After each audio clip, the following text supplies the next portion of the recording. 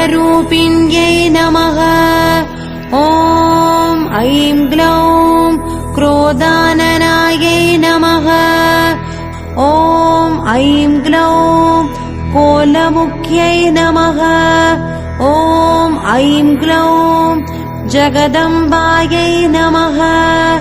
ॐ ऐं ग्लौं तारुण्यै नमः। ॐ ऐं ग्लौं विश्वेश्वर्यै नमः। ॐ ऐं ग्लौं शङ्किन्यै नमः। ॐ ऐं ग्लौं चक्रिण्यै नमः। ॐ ऐं ग्लौं खड्गशूलगदाहस्तायै नमः। ॐ ऐं ग्लौं मुसलधारिण्यै नमः। ॐ ऐं ग्लौं हलसका